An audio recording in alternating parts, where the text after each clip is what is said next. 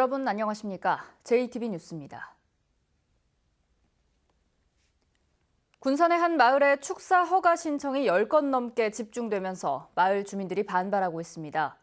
축사 거리 제한 규정을 강화하자 규정을 피해갈 수 있는 곳을 찾다 보니 허가 신청이 한 곳에 몰리고 있는 겁니다.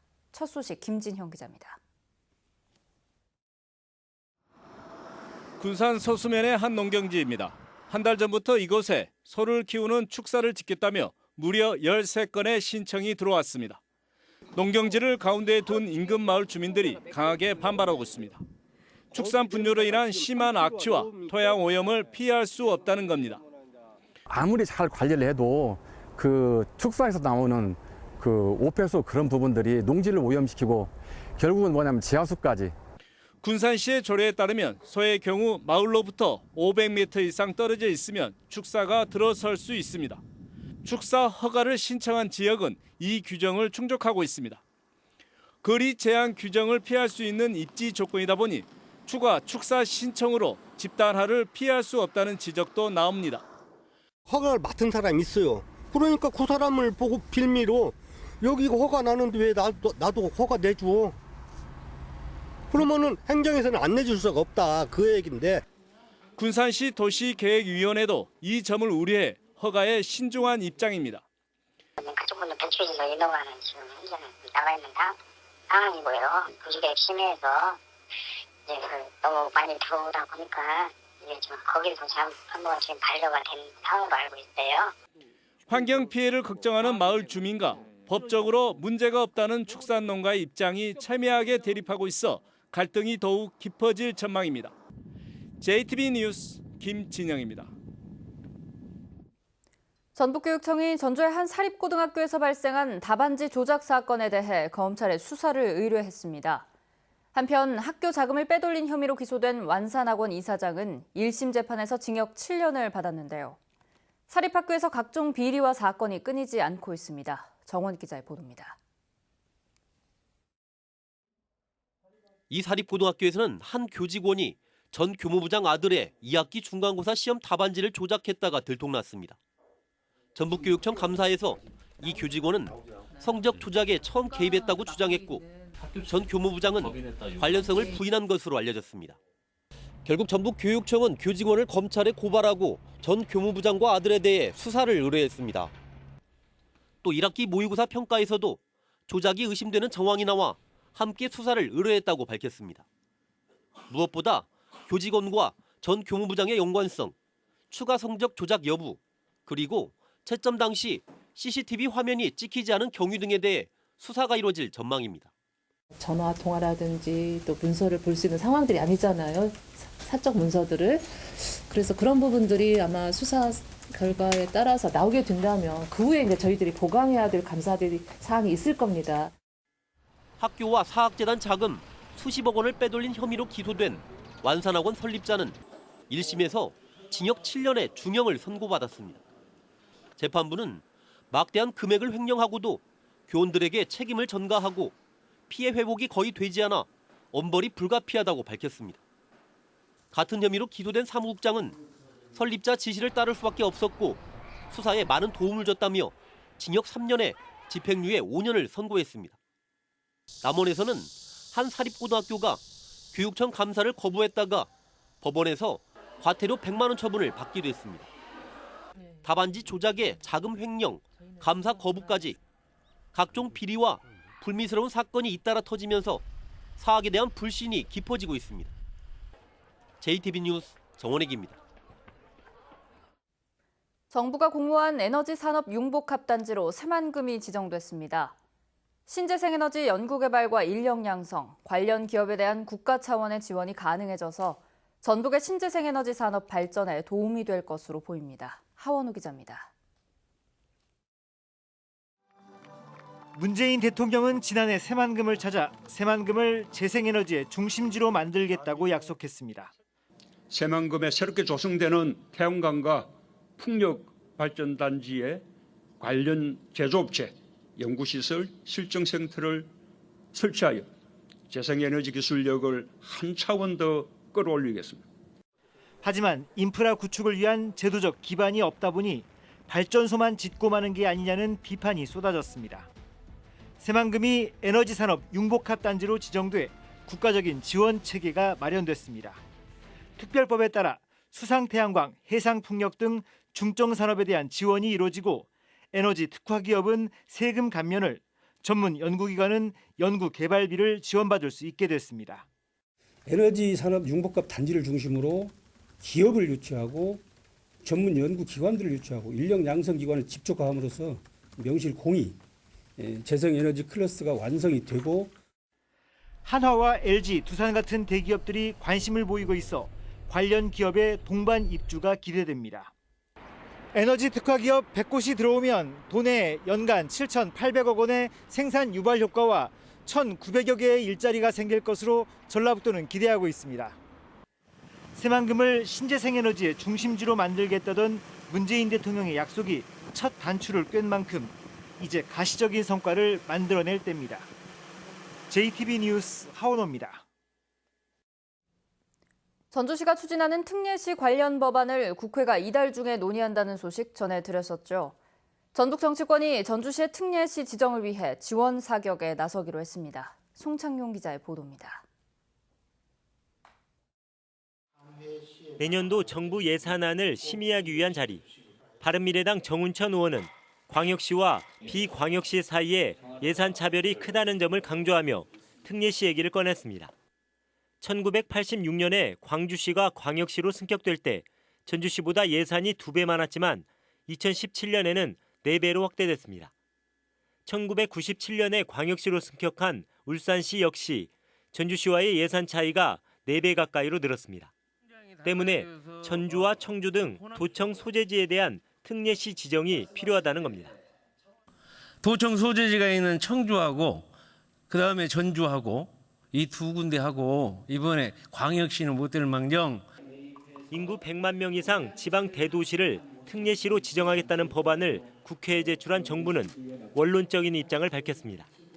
특례시 지정과 관련해 국회의원들이 제출한 다른 법안들을 함께 검토하겠다고 설명했습니다. 법안이 지금 4건이 제출되어 있습니다. 그래서 소위에서 논의할 때 같이 검토하도록 하겠습니다.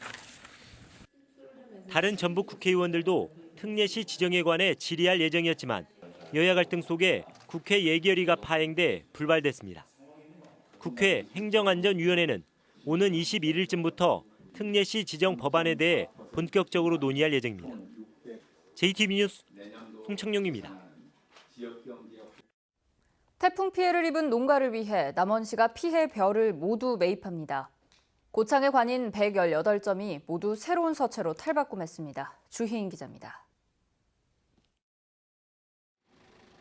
남원시가 태풍으로 피해 입은 벼 2025톤을 모두 매입합니다. 남원시는 지난 9월부터 연이은 태풍으로 논 1,800여 헥타르가 피해를 입어 품종에 관계없이 피해벼 전부를 오는 21일까지 매입하기로 했습니다. 금년에 그 태풍 피해벼를 조기에 전량 매입하여 농업인들의 시름을 덜어주고자 합니다. 단정함과 예스러움이 특징인 독리 신재요 판소리채, 군수 직인을 비롯한 고창에 관인 118점이 모두 새로운 서체로 바뀌었습니다. 고창군은 기존 관인이 알아보기 힘들다는 불편이 잇따라 판소리의 고장 고창의 이미지를 살린 서체로 바꾸게 됐다고 밝혔습니다. 완주의 노인 돌봄 서비스가 한층 강화됩니다. 완주군은 개인별 맞춤 노인 돌봄 서비스를 운영하기 위해 5개 권역마다 수행기관을 선정해 내년부터 운영할 예정입니다. 4대 종교 지도자들과 익산시가 지역 화합과 발전을 위한 간담회를 가졌습니다. 정헌율 익산시장은 환경 친화도시 조성 등 지역사회 현안에 종교계가 적극적으로 앞장서달라고 당부했습니다. JTB 뉴스 주혜인입니다. 생활고로 인해 폐지를 줍는 노인들을 지원하기 위한 조례가 제정됩니다. 전라북도의회 송지용 의원이 발의한 전라북도 재활용품 수집인 지원 조례안은 폐지를 줍는 65세 이상 노인과 장애인에게 야간 식별이 가능한 조끼나 반사경을 지급하고 손수레 수선을 지원하는 내용 등을 담고 있습니다.